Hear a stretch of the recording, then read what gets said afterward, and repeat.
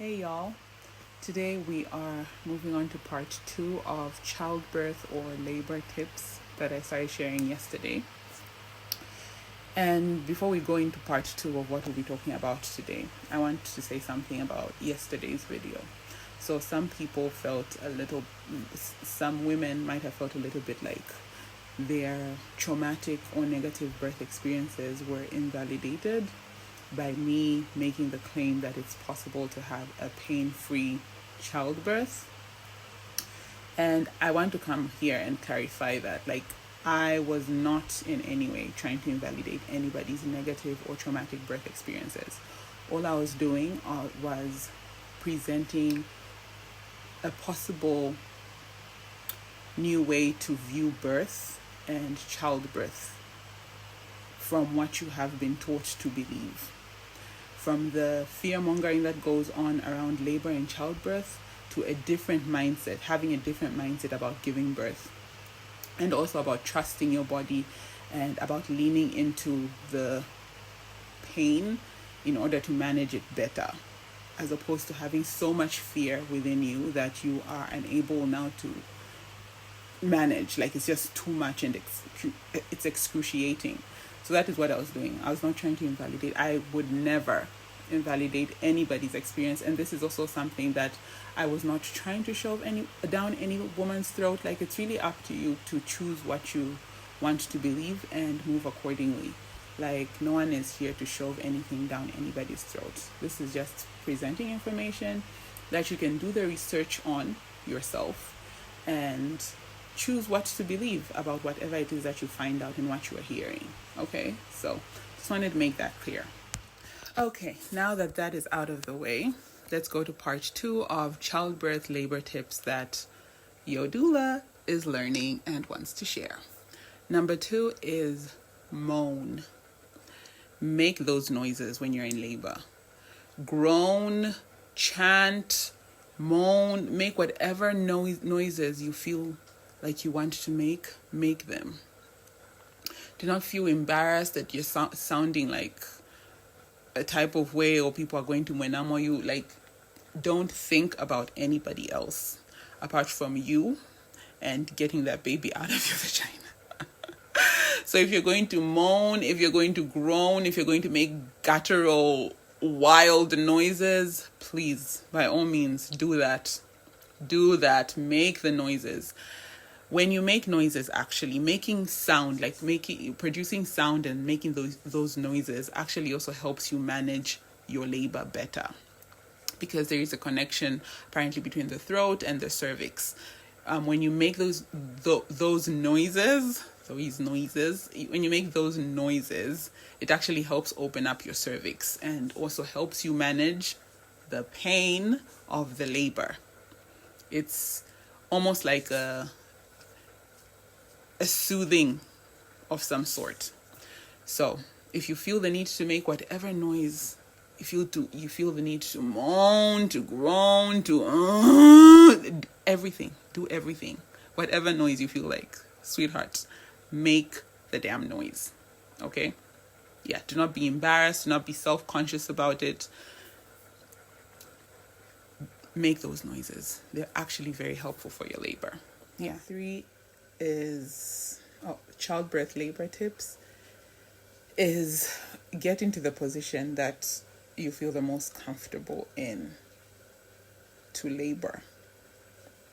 So this one might be a bit tricky, especially I feel like in Zambian hospitals. I don't know which Zambian hospital is going to allow you to squat, even though that is a great position to eject that little human being out. It's actually it's almost like it can be an instinctual position, because sometimes women just want to get into that squat. You know what I mean when I say squat? You spread your legs and you squat.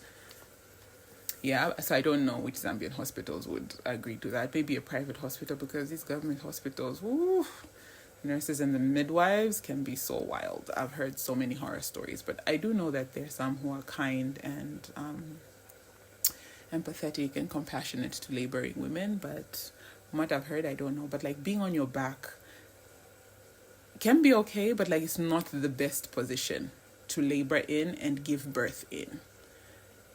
Yeah, the squat is the best. So if you can get into a squat, or you feel the instinct to want to get into a squat, do that. Yeah. When it comes to any event in life or any major event, we all plan for things. We plan for it. When you're getting married, you plan for it. You're running a marathon, you plan for it. I don't know for some reason why there is this culture of not necessarily planning for, firstly, pregnancy and also childbirth. But I think if you can plan for your childbirth, you can talk to your healthcare provider about getting into that position and being allowed to get in that position before you actually get into labor. So my take is plan for your labor. So my thing is plan for your labor. Talk to your healthcare provider about getting into different positions during labor, not necessarily just laying on the bed. If you are having a hospital birth, that is. If you're having a home birth, I haven't really heard of home births here in Zambia yet. I think among very few, and it's usually people who, anyway, yeah. So if you're having, obviously you might most likely be having a hospital birth, talk to your healthcare provider about getting into various different positions. Sometimes also being on your knees is better. Squatting, yes, than lying down on your back.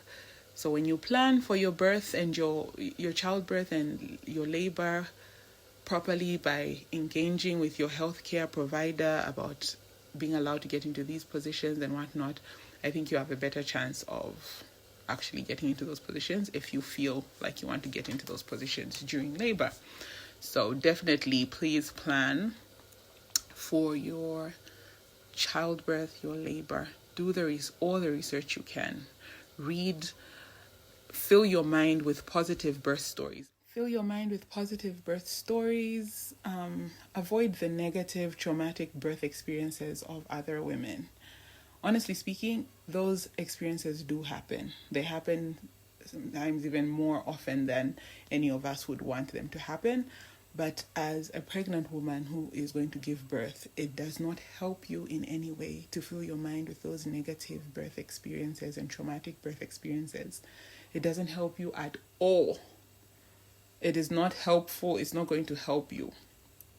It's just going to fill your mind with so much fear and anxiety, and that is also not going to help you during labor.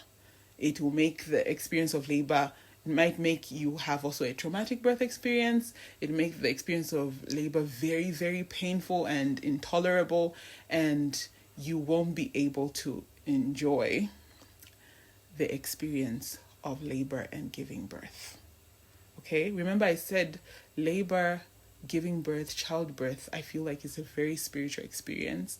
And if you tap into that, the spiritual experience of labor and what it is,